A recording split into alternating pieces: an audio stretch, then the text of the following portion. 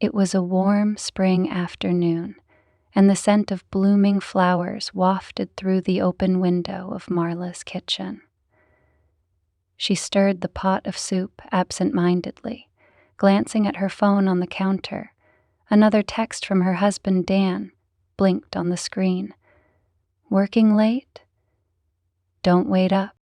Marla sighed, the weight of familiarity pressing on her chest. At 40, she was used to Dan's endless work trips and late-night calls. He provided a comfortable life, sure, but somewhere along the way the spark between them had dimmed. Her days now felt like they blurred into one another, a mix of chores, book club meetings, and walks around the neighborhood.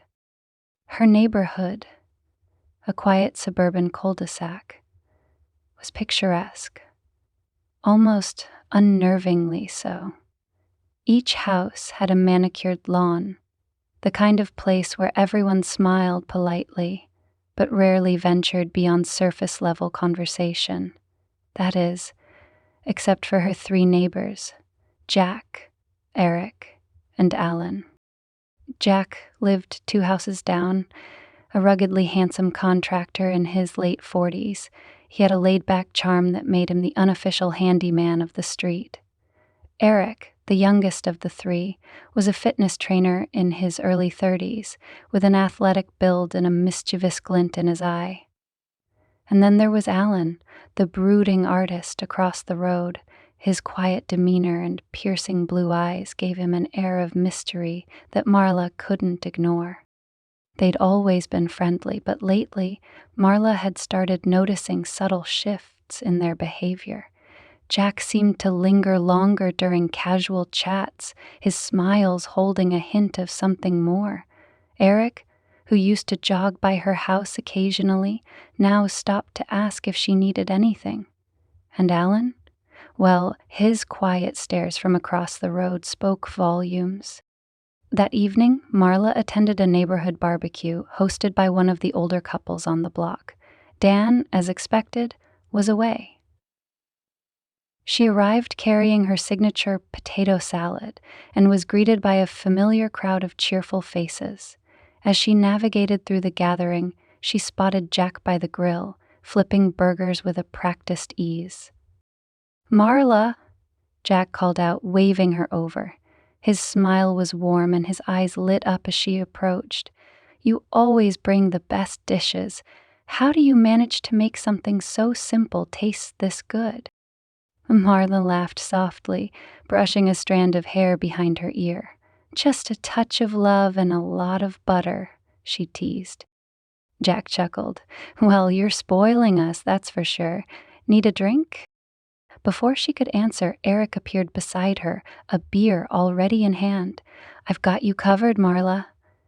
He grinned, his dimples on full display. "You've been working hard keeping this neighborhood fed. Time to relax." Marla accepted the drink, feeling the warmth of their attention. She caught Alan's gaze from across the yard. He was leaning against a tree, observing the scene with his usual quiet intensity. When their eyes met, he nodded slightly, a ghost of a smile tugging at his lips. Something about his expression made her heart skip. As the evening wore on, the conversations turned livelier, and Marla found herself surrounded by her three neighbors more than once. Jack told stories about his latest construction project, his deep voice resonating with charm. Eric made her laugh with his playful banter, and Alan, though mostly silent, chimed in with witty remarks that caught her off guard. When the barbecue wound down, Jack offered to walk Marla home. "It's late," he said, his tone casual but his eyes lingering. "A lady shouldn't be walking alone." "Jack, I'm a grown woman," Marla replied, though she appreciated the offer. "But thank you." As she stepped into her house, the silence greeted her like an old friend. She set the empty potato salad bowl on the counter and kicked off her shoes, ready to unwind. But just as she was about to pour herself a glass of wine, she noticed something on the doorstep. A note. It was a small, folded piece of paper, tucked neatly under a stone. She opened it cautiously, her heart racing as she read the words. You light up this neighborhood in ways you'll never know. Your secret admirer. Marla's breath caught. Her first thought was Dan. Maybe he'd left it as a romantic gesture during one of his brief visits home. But the handwriting was unfamiliar, and her husband wasn't the type for grand declarations. Her mind wandered to the barbecue, to the 3 men who had made her feel seen in a way she hadn't in years. The following morning, Marla couldn't shake the note from her mind. She caught herself glancing out the window, half expecting to see one of her neighbors walking by. Sure enough, Eric jogged past around noon, his shirtless figure glistening in the sunlight. He waved when he saw her at the window. Mirli de fide filmine. Morning, Marla, he called out, slowing to a stop. You should join me sometime. Morning runs are great for clearing your head. She smiled but shook her head. I don't think I could keep up with you, Eric. Nonsense, he replied, his grin widening. I'd go easy on you. Anytime you're ready, just let me know. As he jogged off, Marla's thoughts turned to Jack. She found an excuse to visit him, carrying a plate of cookies she'd baked that morning. When he opened the door, his face lit up. Marla, what a nice surprise. I made too many cookies, she lied, handing him the plate. Thought you might enjoy some. Jack invited her in, and they chatted over coffee. He told her about his latest project, a deck he was building for a client. You ever need any work done around the house? Just say the word, he said, his tone carrying an undercurrent of meaning. Later that day, Alan appeared at her door with a package that had been mistakenly delivered to his house. This came for you, he said, his voice low and steady. As he handed it over, their fingers brushed briefly. Marla felt a strange tension in the air, one that neither acknowledged. Thank you, Alan, she said softly. He hesitated before leaving. If you ever need help with anything, don't hesitate to ask, he said, his piercing gaze holding hers for a moment longer than necessary. That night, Marla sat in her living room, sipping her wine and replaying the events of the day. She couldn't deny the thrill of their attention, the way it made her feel alive. Yet the note remained a mystery. As she placed it on her bedside table, she wondered, was it Jack, Eric, or Alan? Or was it none of them? The question lingered as she drifted off to sleep, her dreams filled with fleeting glances and whispered promises. The days following the barbecue seemed to blur together, each one tinged with a newfound sense of excitement and anticipation.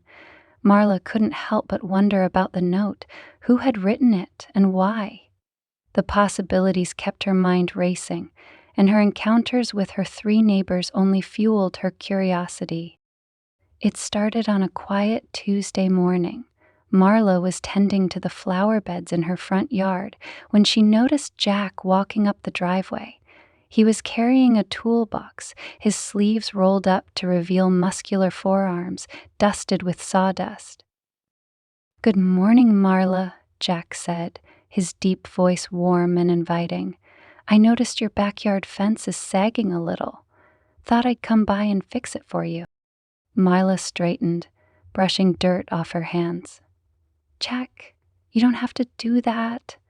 It's been like that for years. He smiled, the corners of his eyes crinkling. Exactly. It's about time someone fixed it. Besides, what are neighbors for? Before she could protest further, Jack was already heading toward her backyard. She followed him, feeling equal parts flattered and flustered. As he worked, she brought him a glass of lemonade, watching as he expertly measured and hammered the wooden slats. "You really didn't have to do this," she said, handing him the glass. Their fingers brushed briefly, and her pulse quickened. Jack took a sip, his gaze locking with hers. "It's no trouble. I like keeping busy. And," he added with a small grin, "it's nice to have a reason to see you." Marla felt her cheeks flush. She looked away, pretending to admire the flowers blooming along the fence line. Jack's presence was comforting, but there was an undercurrent of something unspoken that left her feeling unsteady.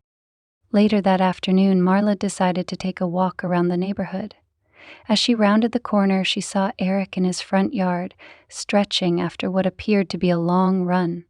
His athletic frame glistened with sweat, and he waved her over with a bright smile. "Hey, Marla, perfect timing," he said, pulling off his headphones. "I was just about to head to the park for a workout. Want to join me?" Marla laughed, shaking her head. "I'm not exactly gym material, Eric." "Nonsense," he replied, stepping closer. "I can tailor a session just for you. Come on, I won't push you too hard." Before she could protest, Eric gently took her hand and led her toward the park. She couldn't deny the spark of excitement in her chest. Once there, Eric showed her a series of simple stretches and exercises, his hands occasionally brushing against hers as he adjusted her form. "You're a natural," he said, his voice soft but teasing. "If you keep this up, you'll put me out of business." Marla laughed, her nerves easing under his playful encouragement. As they finished, Eric handed her a water bottle and sat down beside her on the grass. "You should come out more often," he said, his gaze lingering on her. "It's nice having someone like you around." Marla felt a flutter in her stomach. His words were innocent enough, but the way he looked at her suggested something more. She thanked him and headed home, her mind buzzing with questions she wasn't ready to answer. The next day, Marla was organizing her bookshelves when there was a knock at the door. Opening it, she found Alan standing on her porch, holding a small sketch pad. "Marla," he began, his voice low and measured, "I've been working on a new series, and I was wondering if you'd be interested in modeling for me." Marla blinked, caught off guard. "Me? Model? Alan, I'm not sure I'd be any good at that." He smiled faintly, his intense blue eyes studying her. "You'd be perfect. You have a natural elegance. It's not about posing, it's about capturing moments." Despite her hesitation, Marla agreed, intrigued by the idea. That evening, she found herself in Alan's dimly lit studio. The room was cluttered with canvases, brushes, and half-finished sketches, giving it an air of chaotic creativity. "Just sit here," Alan instructed, guiding her to a stool near the window. The golden light of sunset bathed the room, casting soft shadows across her face. As he began to sketch, the silence between them felt heavy, yet intimate. Marla couldn't help but notice how his eyes darted from her to the paper, his focus unwavering. There was something vulnerable about being studied so closely, but it also made her feel seen in a way she hadn't in years. "Done," Alan finally said, holding up the sketch. Marla's breath caught. The drawing was stunning, capturing not just her likeness, but something deeper, an essence she couldn't quite put into words. "You have a gift, Alan," she murmured, feeling a lump in her throat. He smiled softly, his expression unreadable. "The real gift is having someone like you to inspire me." That night, Marla found another note on her doorstep. Her heart raced as she unfolded it. "You're even more captivating when you don't realize it. Your secret admirer." Her mind immediately went to her neighbors. Was it Jack, with his rugged charm and thoughtful gestures? Eric, whose playful energy left her breathless? Or Alan, whose quiet intensity spoke volumes without words? The mystery consumed her. She began to analyze every interaction, searching for clues in their words and actions. But the more she thought about it, the less certain she became. Each man had shown her attention, kindness, and admiration, and each had left her feeling a mix of exhilaration and unease. The following evening, Marla attended a small neighborhood gathering at Eric's house. He'd invited a few neighbors for a casual poolside hangout, and Marla decided to go, hoping to unravel the mystery of the notes. As the night wore on, she found herself once again surrounded by Jack, Eric, and Alan. The three men seemed to orbit her, their attention unwavering. "Marla, you have been awfully quiet tonight," Jack said, leaning against the bar. His tone was light, but his eyes searched hers. "Just enjoying the company," she replied, her smile enigmatic. Eric handed her a drink, his fingers grazing hers. "You always know how to keep us guessing." Alan, who had been silent until now, spoke up. "Sometimes the quiet ones have the most to say." Their words, though playful, carried an underlying tension that made Marla's pulse quicken. She excused herself and stepped away, needing a moment to gather her thoughts. But as she stood by the pool, staring at the shimmering water, she felt a presence behind her. Turning, she found all three men standing there, their expressions unreadable. For a moment, the air was thick with unspoken words, each man seeming to wait for her to speak first. "Is there something you all want to tell me?" she asked, her voice steady despite the storm brewing inside her. They exchanged glances, but none of them spoke. Instead, they each smiled, leaving Marla more confused and intrigued than ever. As Marla walked home that night, the note burned in her pocket, a constant reminder of the mystery she was desperate to solve. But for now, she would have to wait and wonder. The next morning, Marla sat by the window with her coffee, staring out at the street. The sunlight reflected off freshly washed cars, sprinklers cast rainbows on lawns, and the faint sound of birds chirping filled the air. Her neighborhood seemed perfect, serene even, but her thoughts were anything but calm. Each encounter with her three neighbors played on repeat in her mind, each smile, touch, and glance dissected endlessly. She'd tucked the latest note away in the drawer of her nightstand, its words etched into her memory. The mystery of her secret admirer wasn't just a puzzle to solve, it had awoken something in her, a thrill she hadn't felt in years. But the idea that it could be Jack, Eric, or Alan filled her with equal parts excitement and unease. As she mulled over her thoughts, a knock on the door startled her. She opened it to find Jack standing there, holding a large bouquet of wildflowers. "This made me think of you," he said, his voice warm and slightly shy. He handed them to her, and she caught the faint scent of earth and sweetness. "They're beautiful," she replied, smiling as she brought them to her nose. "Thank you, Jack. You didn't have to." Jack shrugged, his grin widening. "I wanted to. Besides, the backyard looks much better now, don't you think?" Marla chuckled, her heart fluttering. "It does. Thanks to you. You're making the rest of us look bad." "That's the goal," he teased, his gaze lingering on her for a moment longer than necessary. After he left, Marla placed the flowers in a vase on the kitchen counter, her thoughts once again consumed. Jack's gesture was sweet, but was it a clue? Or was it just Jack being kind? She shook her head, frustrated with her inability to separate intention from imagination. Later that day, as she stepped out to check the mail, Eric jogged by. His hair was damp with sweat, and his sleeveless shirt clung to his toned frame. He slowed as he approached, flashing her a grin that seemed to light up the street. "Hey, Marla, morning run!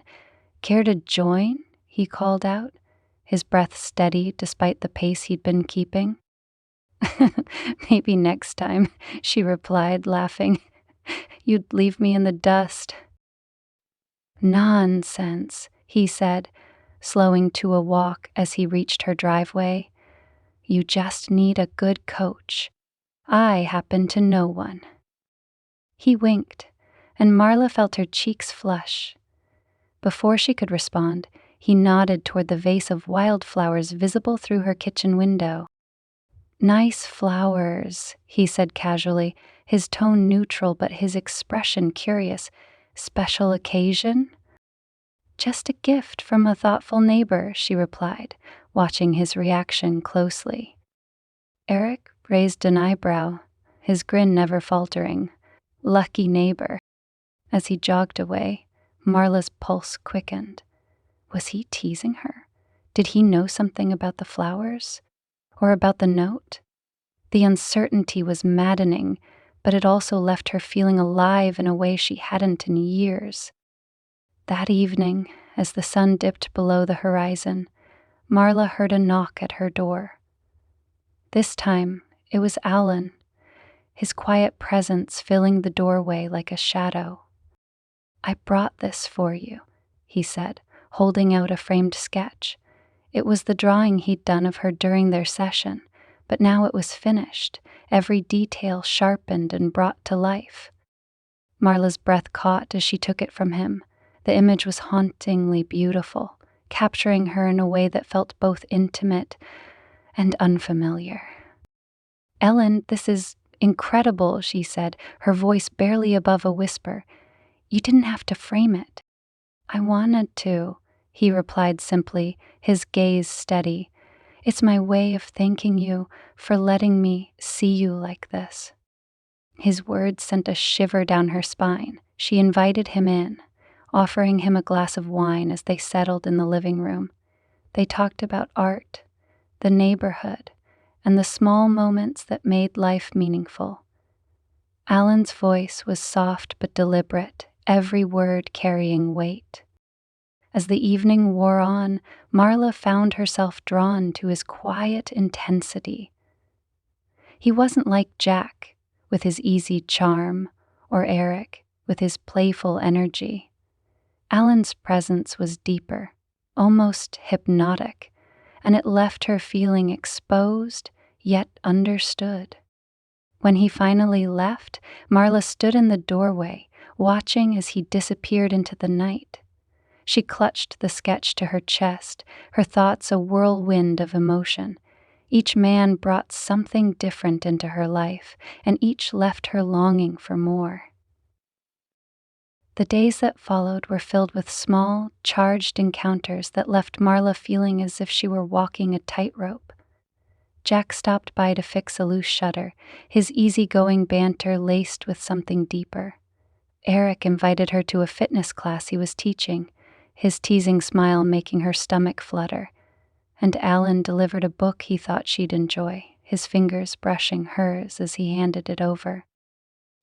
The tension between her and her neighbors grew with each passing day, their interactions becoming increasingly loaded with unspoken words and lingering glances. Marla found herself caught in a web of desire and uncertainty, each man pulling her in a different direction. One evening, Marla decided to host a small gathering at her house. She invited a few neighbors, including Jack, Eric, and Alan, hoping to gain some clarity. As the night unfolded, she found herself at the center of their attention, each man vying for her in subtle but unmistakable ways. Jack brought a bottle of wine, his arm brushing hers as he poured her a glass. Eric made her laugh with his witty remarks. his eyes lighting up every time she looked his way. Alan stayed close, his quiet presence grounding her amidst the chaos. At one point, Marla stepped outside to get some air. She leaned against the railing of her porch, staring up at the stars as she tried to make sense of her emotions. A moment later, she heard footsteps behind her. Turning, she found all three men standing there, their expressions unreadable.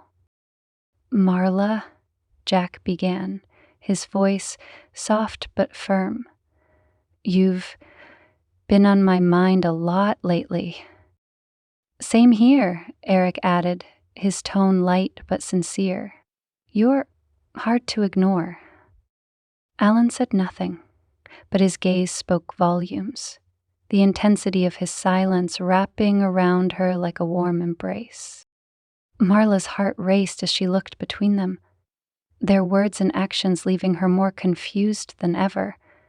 She knew she couldn't continue like this, caught in a whirlwind of possibility and uncertainty. But the thought of choosing, or losing, any of them was almost too much to bear.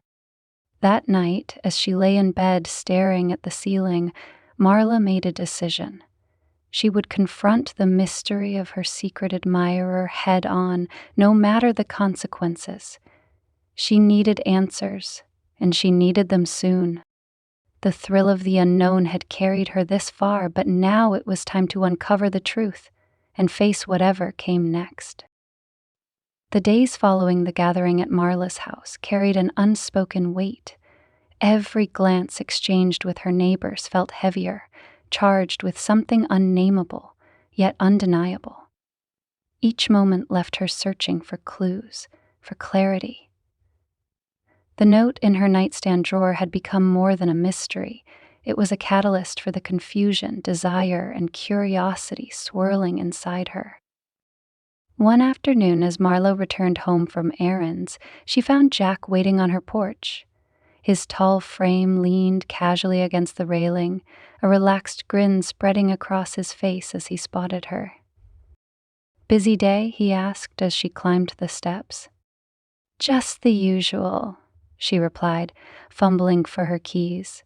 "What brings you by?" "I wanted to check on that fence," Jack said, his tone easy but his eyes lingering.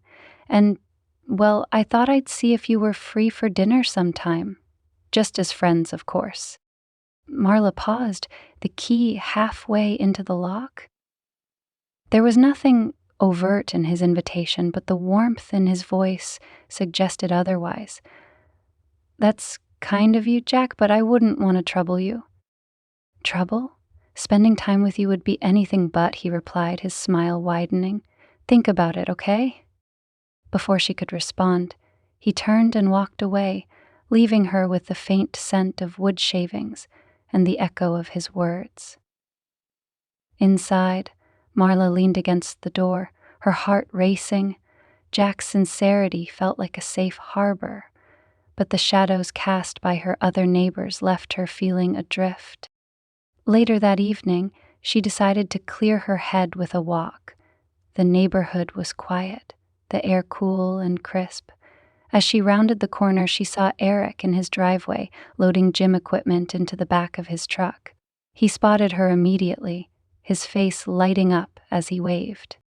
"Marla, just who I wanted to see," he called out, jogging over to meet her. "I've got a new workout program I think you'd love. How about a free session tomorrow morning?"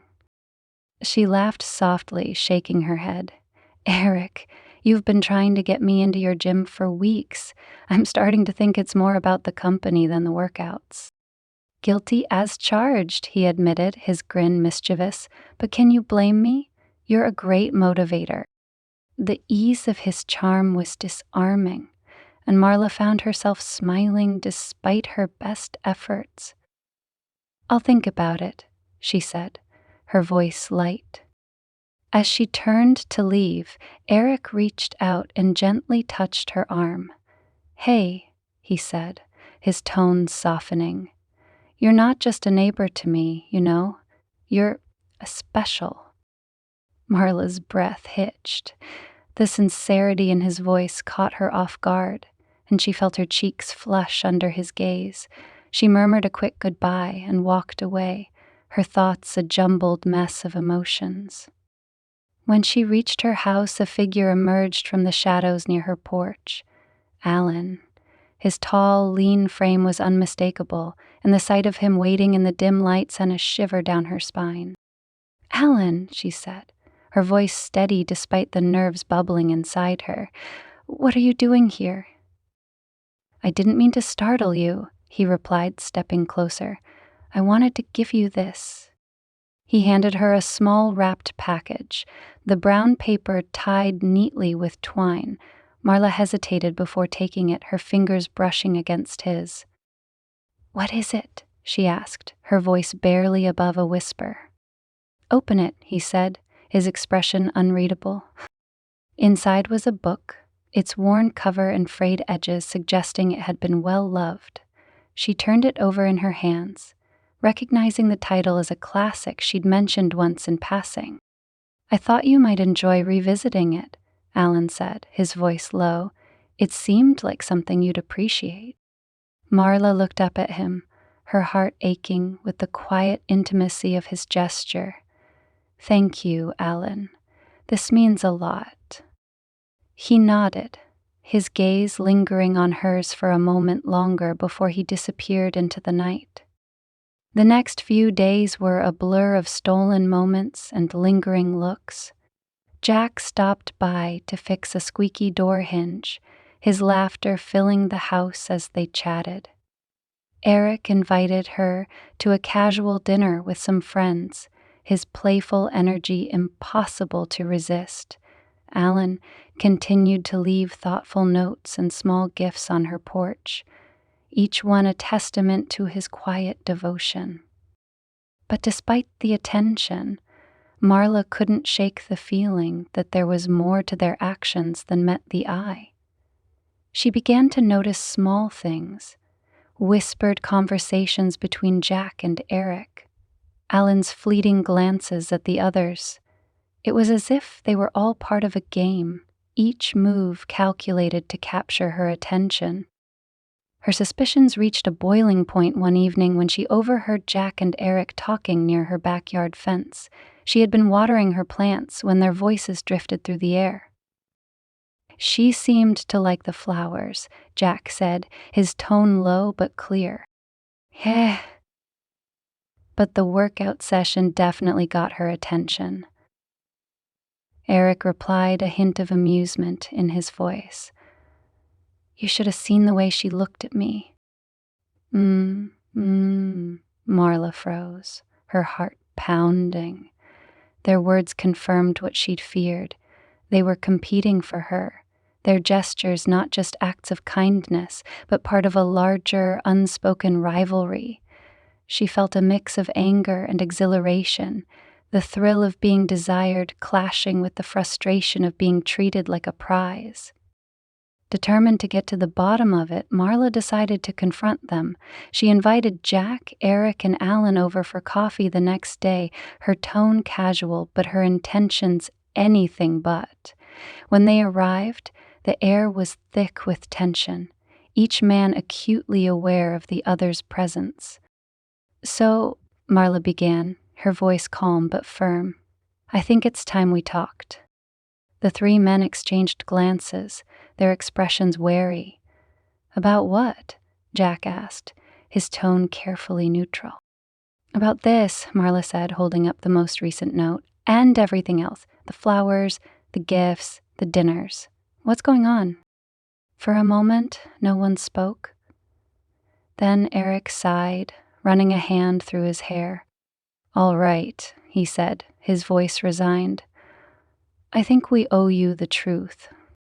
One by one they confessed. Jack had been the first to notice Marla's quiet loneliness, his small gestures meant to brighten her days. Eric, always the competitor, saw Jack's actions and decided to join in, his playful nature masking his deeper feelings. Alan, meanwhile, had watched from the sidelines, his own quiet admiration growing with each passing day. "It wasn't supposed to be a competition," Jack said, his voice heavy with regret. "I just wanted you to know you're appreciated." Eric nodded, his grin subdued. "Same here. You're incredible, Marla. I guess we all got caught up in it."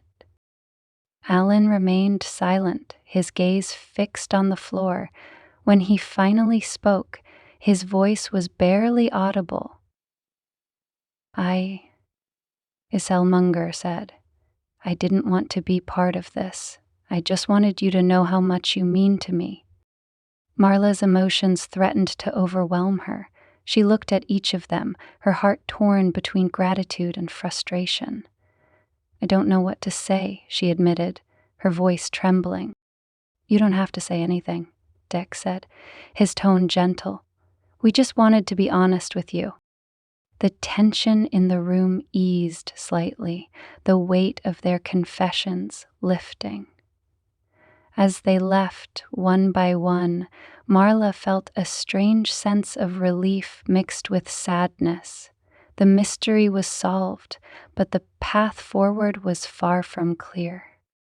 That night, as she sat by the window staring out at the darkened street, Marla felt a quiet resolve settle over her.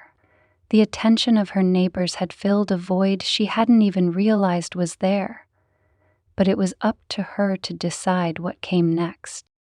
For now, though, she allowed herself to sit with the uncertainty, the thrill of possibility still lingering in the air. Marla awoke the next morning feeling the weight of her conversation with Jack, Eric, and Alan pressing heavily on her chest. She had spent the night replaying their words, their confessions, and the looks in their eyes as they spoke. Each had bared a piece of their heart, but the knowledge that they had been playing some unspoken game left her uneasy. She made her way downstairs and stood at the window, gazing out at the neighborhood. Jack was in his driveway, packing tools into the back of his truck. Eric jogged by moments later, waving at her with that same carefree grin he always wore. Alan was nowhere to be seen, but she knew he was likely in his studio, quietly working away. They each carried on as if nothing had happened, while Marla felt like her entire world had shifted. As she stood there, the doorbell rang, jolting her from her thoughts. She opened the door to find another note, this one resting neatly on the doormat. Her heart raced as she picked it up and unfolded it. "Sometimes what you think you see is only the surface. The truth lies deeper. Your secret admirer." Marla read the note twice, her fingers trembling. It was cryptic, more so than the others, and it left her with more questions than answers. Who was behind this? Was it still one of her 3 neighbors, or had someone else been quietly watching from the shadows all along? Determined to uncover the truth, she decided to investigate. Marla started with Jack. She knew he was straightforward and would likely tell her if he had written the notes. She walked over to his house, feeling the cool morning breeze against her skin as she approached his front door. Jack answered almost immediately, his warm smile making her stomach flutter despite her determination to remain composed. "Marla," he greeted her, "what brings you by?" "I wanted to talk," she said, stepping inside as he held the door open for her. The smell of sawdust and coffee filled the air, grounding her in the familiarity of his presence. "I need to ask you something, Jack, and I want you to be honest." His brows furrowed, concern flickering across his face. "Of course, what's on your mind?" "The notes I've been receiving," she said, pulling the most recent one from her pocket. "Are you the one writing them?" Jack took the note from her, reading it carefully before meeting her gaze. "I wish I could say yes," he admitted, his voice soft but sincere. "But I'm not. If I wanted to say something like this, I'd say it to your face, not hide behind a note." Marla studied his expression, searching for any sign of dishonesty. There was none. She believed him, but that only deepened the mystery. She thanked him and left, her next stop already in mind. Eric was at the park, leading a group of women through a fitness class. Marla waited on the sidelines until he wrapped up, watching as he laughed and joked with his clients. When he finally noticed her, his face lit up, and he jogged over. "Marla, you finally came to check out one of my classes," he teased. "Thinking about joining?" "Not today," she replied, managing a small smile. "But I do need to talk to you. It's important." He nodded, his playful demeanor giving way to something more serious. They walked to a nearby bench, the chatter of the group fading into the background as Marla pulled out the note. "Is this yours?" she asked, handing it to him. Eric read it, his brow arching slightly. "No," he said, shaking his head. "But I wish it was. It's kind of poetic, isn't it? Definitely not my style, though. I'm more of a say it with a smile kind of guy." His easy honesty made her smile, despite herself. She believed him, too. Eric wasn't one to hide his feelings, and the idea of him writing something so cryptic felt out of character. She thanked him and left, her thoughts turning to Alan. Alan's house was quiet when she arrived. She knocked on the door, and after a long pause he answered, his expression unreadable as always. "Martha," he said, his voice soft. "Come in." She stepped inside, her heart pounding as she faced him. "I need to ask you something," she began, pulling the note from her pocket once more. "Are you the one leaving these?" Alan took the note, his fingers brushing hers briefly. He read it silently, his expression giving nothing away.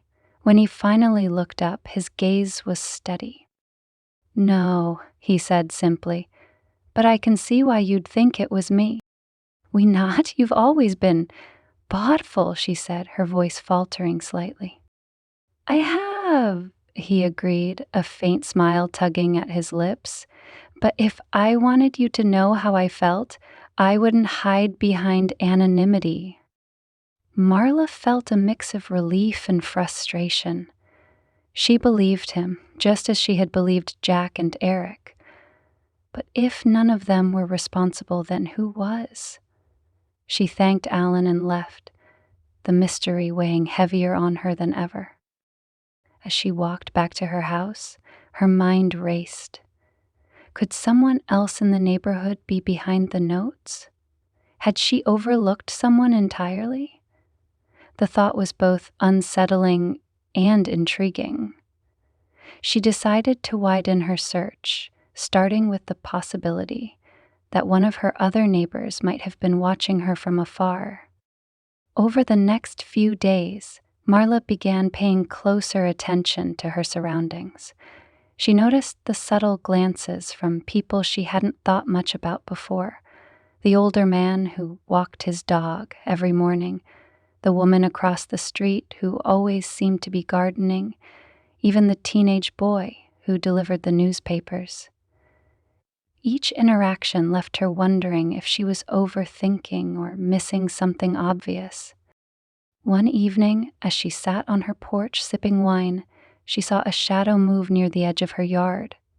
Her heart leapt, and she stood straining to see through the darkness. "Hello?" she called out, her voice steady despite the pounding in her chest. There was no response, but the sound of footsteps retreating into the night sent a chill down her spine. Marla went inside, locking the door behind her. The mystery was beginning to feel less like a thrilling game and more like a dangerous puzzle. Determined to put an end to it, she decided to set a trap. She left a note of her own on her porch, inviting her secret admirer to meet her at the park the following evening. The message was simple, direct.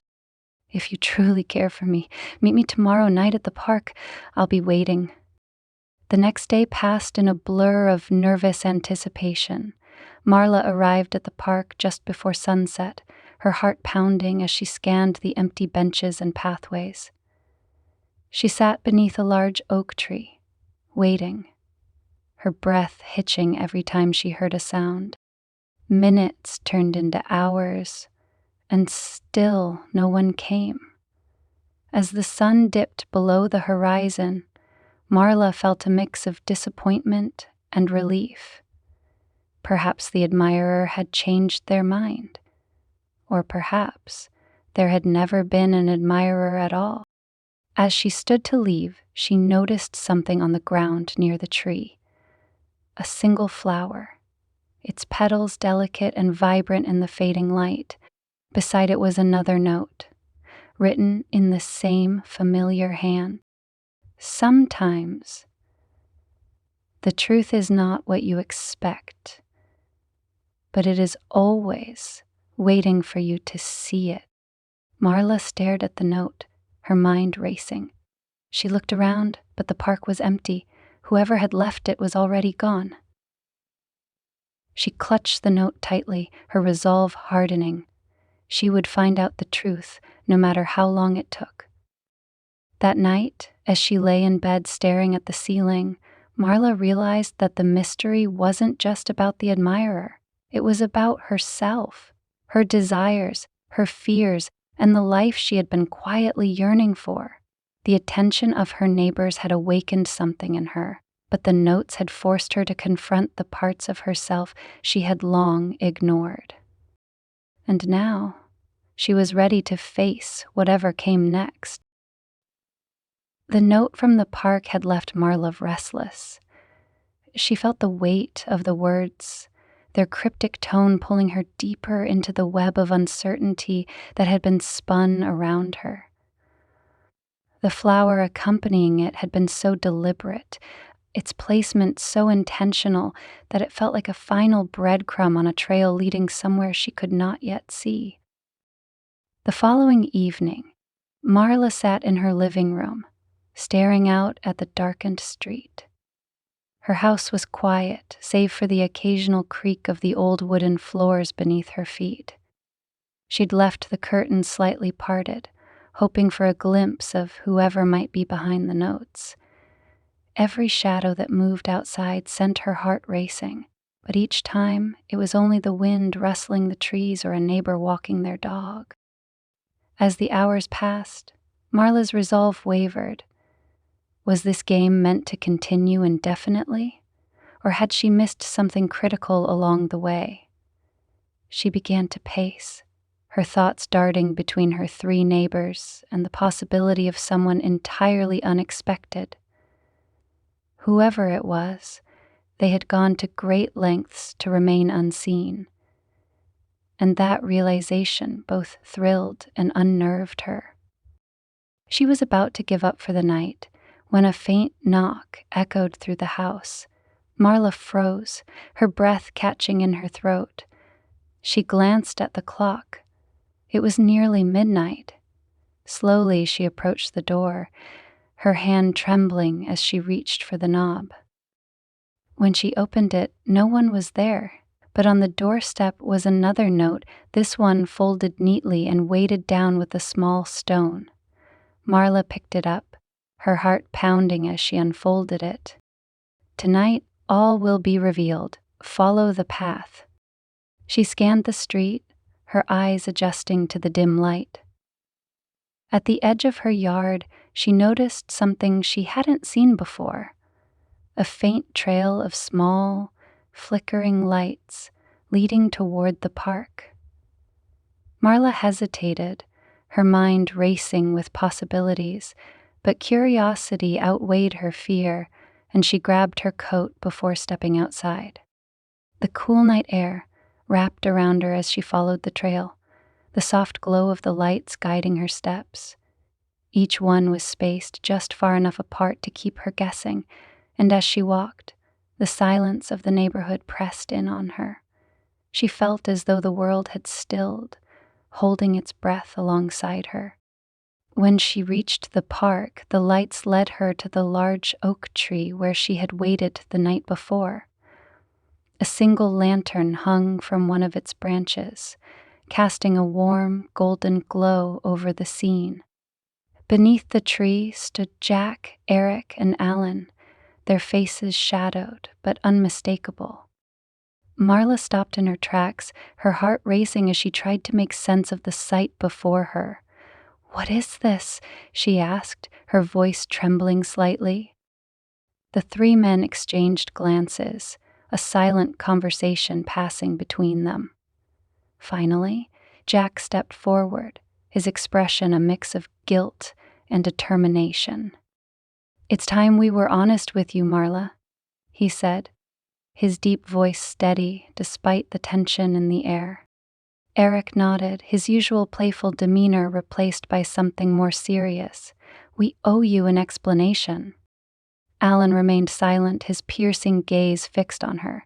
He stepped closer, the lantern's light catching the sharp angles of his face. "You deserve the truth," he said quietly. Marla's mind raced, her pulse quickening as the three men stood before her. "So it was one of you," she said, her voice firmer now. "The notes, the flowers, it was all you." Jack shook his head. "Not exactly. It wasn't just one of us." Marla blinked, confusion washing over her. "What do you mean?" Eric stepped forward, rubbing the back of his neck as if searching for the right words. "It started out as something small. We all noticed you, Marla. We all saw how amazing you are, and, well, I guess we each wanted you to see us too." Jack sighed, his expression softening. "I left the flowers because I thought you'd like them. Eric set up the jogs and the workout invites. Alan, well, Alan has his own way of showing how he feels." Alan's eyes never left hers. "The notes were mine," he admitted, his voice low but clear. "I thought they would be a way to tell you how I felt without forcing you into anything." Marla's breath hitched. The pieces of the puzzle began to fall into place, but the picture they formed was far more complex than she had imagined. "So, you all knew?" she asked, her voice rising slightly. "You knew what the others were doing?" "We didn't at first," Jack said, stepping closer, "but it became obvious pretty quickly, and instead of stepping back, we leaned into it." "Competed for you," Eric added, his tone tinged with regret. "It wasn't fair to you, Marla. We turned it into something it shouldn't have been." Alan nodded, his gaze softening. "That's why we're here tonight, to end it, to tell you the truth, and let you decide what happens next." Marla's chest tightened as their words sank in. She looked at each of them, seeing the vulnerability in their eyes, the weight of their actions etched into their expressions. She felt a whirlwind of emotions: anger, confusion, flattery, and something deeper she couldn't yet name. "You turned my life into a game," she said finally, her voice trembling. "Do you have any idea how that feels? To be treated like a prize to be won?" Jack stepped closer, his hands raised in a gesture of surrender. "We never meant to hurt you, Marla. It wasn't a game. Not really. We just couldn't help ourselves." Eric nodded, his voice earnest. "We care about you. All of us do. But we messed up. We know that." Alan's voice was softer but no less sincere. "You've always deserved more than what we gave you. That's why we're here. To apologize. And to leave the choice up to you." Marla's heart ached at their words, the raw honesty cutting through her anger. She looked at them, these three men who had brought chaos into her life, but had also reminded her of what it meant to feel truly seen. She didn't know what to say, didn't know how to process the tangled web of emotions inside her. For a long moment, The only sound was the rustling of the leaves in the night breeze. Finally, Marla took a deep breath, her voice steady despite the storm within her. "I don't know what I'm going to do," she admitted. "But I do know that this has to stop. No more games, no more notes. If any of you want to be a part of my life, you have to be honest with me and with yourselves." The men nodded, their expressions a mix of relief and sadness. Jack reached out, his hand brushing hers briefly. "We'll respect whatever you decide, Marla. You deserve that." Eric smiled faintly, his usual energy dimmed but still present. "For what it's worth, you've made this neighborhood a whole lot brighter." Alan said nothing, but his gaze held a quiet promise that spoke louder than words. As they left, one by one, Marla stood beneath the tree, the weight of the night settling over her. She looked at the lantern still hanging above her, its light flickering softly in the darkness. For the first time in weeks, she felt a sense of clarity, even if the path forward remained uncertain. When she returned home, Marla sat by the window, staring out at the quiet street. She thought of Jack's steady presence, Eric's infectious energy, and Alan's quiet intensity. Each had offered her something different, something she hadn't realized she was missing. But she also thought of herself, of the woman she wanted to be, the life she wanted to lead. And as the night stretched on, Marla realized that the choice wasn't just about them, it was about her too, about what she deserved, about what she was willing to fight for. For now, though, she allowed herself to sit with the uncertainty, the thrill of possibility still lingering in the air. The days that followed the revelations under the oak tree were a blur of introspection for Marla. She replayed every word the men had said, every gesture they'd made, and every note they had left. What struck her the most was the raw vulnerability they had shown. Each had expressed feelings that went beyond surface-level admiration, and for the first time in years, Marla felt truly desired, not just for her appearance, but for who she was as a person. Yet the weight of their actions still lingered, the competition, the secrecy, the calculated moves. It was all too much. Marla knew she needed to untangle her feelings, not just for them, but for herself. She had spent years blending into the background of her own life, content to let routines and responsibilities define her. This situation had forced her to confront parts of herself she had long ignored, parts that yearned for attention, affection, and passion. On a crisp Sunday morning, Marla decided it was time to take control. She woke early, the golden light of dawn spilling through her curtains, and made a plan. The confusion and chaos of the past weeks needed resolution, and it was up to her to provide it. She started with Jack. She knew he would be awake, likely working on some project in his garage. Sure enough, when she arrived, the hum of a saw greeted her. Marla took a deep breath before stepping inside. "Jack?" she called out over the noise. He looked up, his rugged features softening when he saw her. "Marla," he said, setting down the saw. "I didn't expect to see you this morning." "I needed to talk to you," she said, her voice steady. "Do you have a minute?"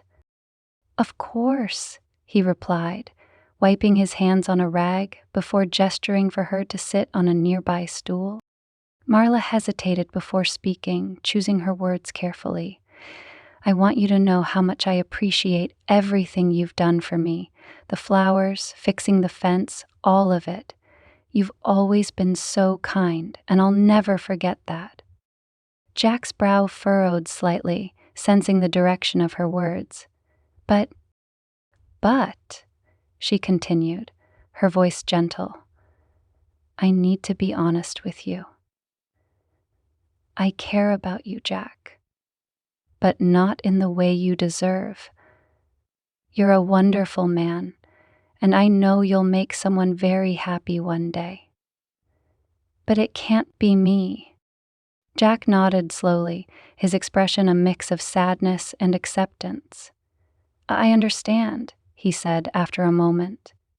Thank you for telling me the truth, Marla. That means more than you know. Marla reached out, squeezing his hand briefly before leaving. As she walked away, she felt a pang of guilt, but also a sense of relief. She had taken the first step toward clarity.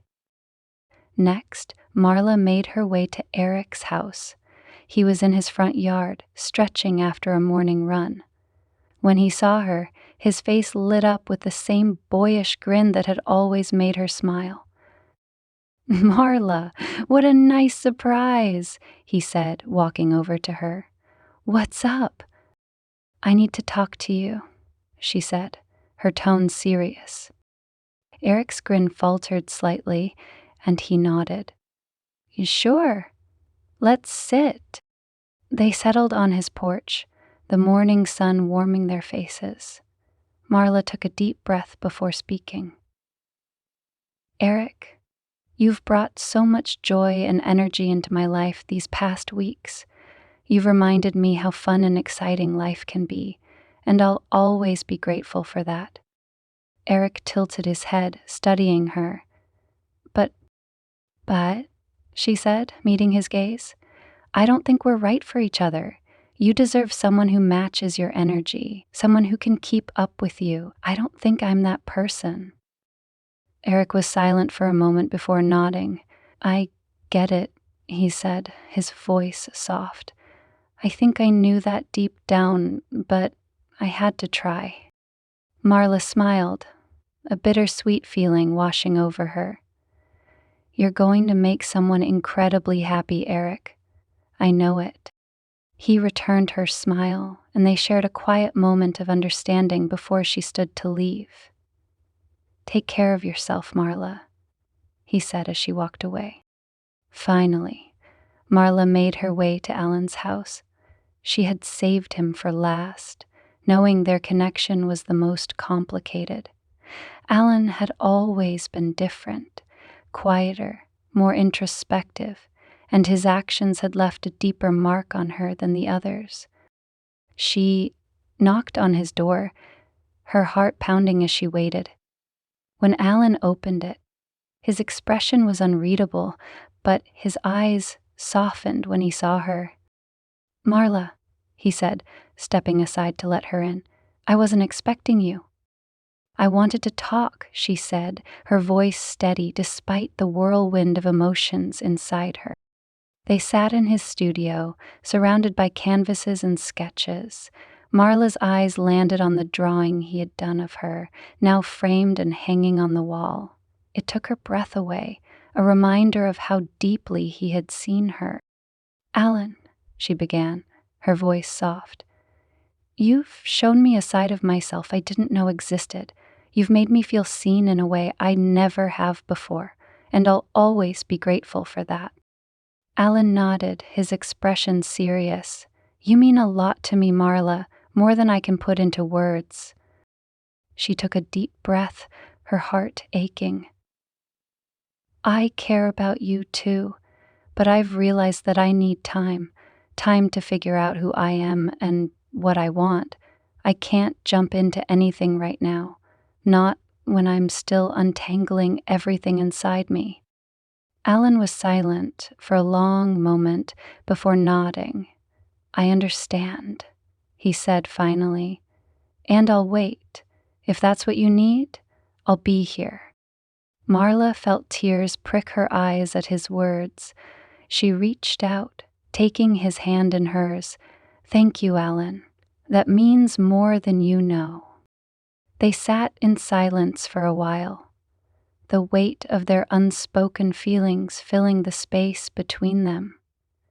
When Marla finally stood to leave, Alan walked her to the door, his gaze lingering on her as she stepped outside. As Marla made her way home, she felt a mix of sadness and hope. She had made her decisions, but the journey wasn't over. For the first time in years, she was choosing herself, her happiness, her future. That night, as she sat by the window, the street bathed in moonlight, Marla felt a sense of peace. She didn't have all the answers, but she had taken the first steps toward finding them, and for now, that was enough. In the days following her heartfelt conversations with Jack, Eric, and Alan, Marla found herself engulfed by an unexpected sense of calm. The decisions she had made, though difficult, brought a clarity that she hadn't experienced in years. For so long, her life had been filled with routines and quiet compromises, but the events of the past weeks had unearthed parts of herself she'd buried under years of domestic monotony. As she moved through her days, Marla began to notice small but meaningful changes in her behavior. She lingered longer in the garden, appreciating the vibrant blooms she once planted without thought. She took her time savoring her morning coffee, letting the warmth of the cup and the richness of the aroma awaken her senses. Even her walks through the neighborhood felt different, her steps lighter, her gaze more attentive. One afternoon, while sorting through old boxes in the attic, Marla stumbled upon a forgotten relic from her past, a journal she had kept in her 20s. The leather cover was worn, its edges frayed from years of neglect. She opened it hesitantly, the faint smell of aged paper rising to greet her. As she flipped through the pages, she was struck by the vibrant, passionate voice that poured from the words. It was a voice she barely recognized, one filled with dreams, ambitions, and a zest for life that felt foreign now. She spent hours reading, losing herself in the person she once was. The journal chronicled her hopes of traveling the world, of pursuing a career in writing, of finding love that burned brightly and fiercely. Marla felt tears sting her eyes as she realized how much of that young woman she had let slip away. It wasn't that her life with Dan had been bad. It had been stable, secure, and predictable, everything she thought she wanted at the time. But somewhere along the way, she had stopped reaching for more, content to let the rhythms of married life define her. The events with her neighbors had shaken her out of that complacency, forcing her to confront the fact that she had settled for comfort over fulfillment. Inspired by the journal, Marla decided to start writing again. She dusted off an old notebook and began to fill its pages with thoughts, observations, and snippets of stories that had been simmering in the back of her mind for years. At first, the words came slowly, her hand unsteady as she tried to find her voice. But with each passing day, the process became easier, and soon Marla found herself eagerly anticipating the quiet moments she could spend with her notebook. Her neighbors noticed the change in her. Jack greeted her warmly whenever their paths crossed, though he kept a respectful distance, honoring the boundaries she had set. Eric's playful waves and winks remained a constant, but his attempts to draw her into conversation were less frequent, more measured. Alan, true to his word, stayed in the background, his quiet presence a reminder of his patience and respect for her need for space. Marla appreciated their understanding, but she also found herself craving time alone. She started exploring places beyond her neighborhood, driving to nearby parks and scenic spots where she could sit with her thoughts and her notebook. On one such outing, she found herself drawn to a small cafe nestled in the heart of the city. The cozy atmosphere, with its mismatched furniture and soft jazz playing in the background, reminded her of the places she used to frequent in her youth. She became a regular, her visits to the cafe becoming a cherished part of her routine. It was there that she met Lydia, a vibrant woman in her 50s who exuded confidence and warmth. Lydia was a painter, her colorful scarves and smudged fingertips a testament to her craft. The two struck up an easy friendship, bonding over their shared love of creativity and their mutual desire for reinvention. "You've got a spark, Marla," Lydia said one afternoon, her sharp eyes studying Marla over the rim of her coffee cup. "I can see it. You just need to let it shine." Marla smiled, feeling a warmth spread through her chest. Lydia's words echoed the thoughts that had been swirling in her mind for weeks. She didn't just want to rediscover herself, she wanted to live fully, boldly, and unapologetically. Encouraged by Lydia, Marla began to expand her creative pursuits. She enrolled in a writing workshop, where she shared her work with others for the first time in years. The experience was both terrifying and exhilarating, but it reignited a passion that she had long forgotten. She also began experimenting with photography, capturing the beauty of her surroundings in ways she hadn't noticed before.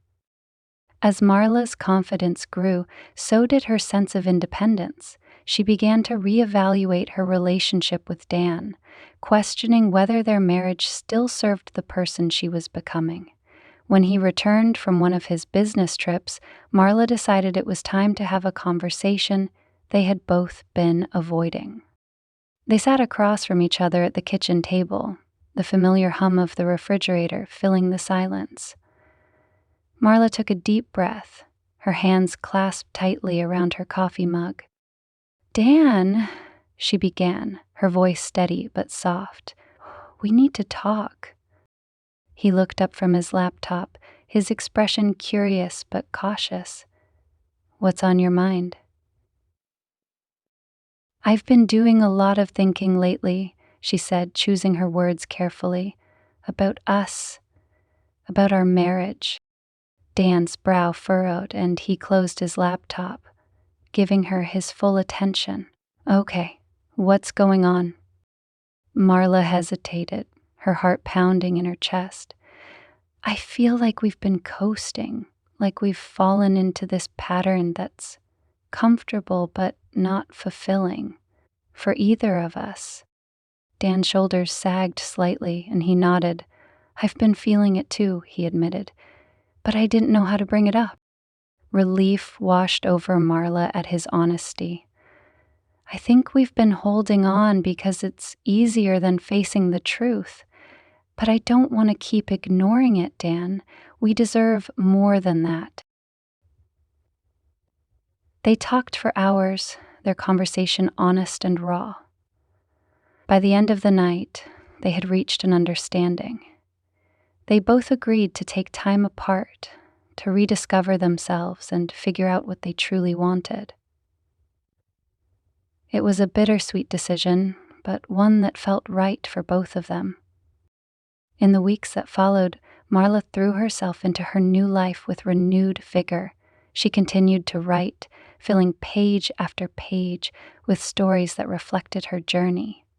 Her friendship with Lydia deepened, and together they explored art galleries, attended poetry readings, and hosted creative workshops for women in the community. Marla also began to travel, fulfilling the dreams she had once written about in her old journal. She visited coastal towns and mountain retreats, her camera capturing the beauty of each new place. With every trip, she felt herself growing stronger, more confident, and more alive. One sunny afternoon, as Marla strolled through a bustling market in a seaside town, her phone buzzed with a message from Alan. It was simple and understated, much like him. "I hope you're well. I'm still here if you ever want to talk." Marla smiled, her heart warming at his thoughtfulness. She replied, thanking him and letting him know she was doing well. While she wasn't ready to pursue anything romantic, she appreciated his unwavering support and the quiet strength he had shown her. As the months passed, Marla felt a sense of fulfillment she hadn't known was possible. She had learned to embrace her independence, to seek out joy and meaning in her own life, rather than relying on others to provide it. The experiences with Jack, Eric, and Alan had been transformative, pushing her to confront her desires and take control of her narrative. One evening, as she sat on her porch watching the sunset, Marla reflected on how far she had come. The woman she was now felt worlds away from the one who had spent her days waiting for her husband to come home. Her heart longing for something she couldn't name. She still didn't have all the answers, but for the first time in her life, Marla felt truly at peace. And as the sky turned shades of pink and gold, she knew she was exactly where she was meant to be.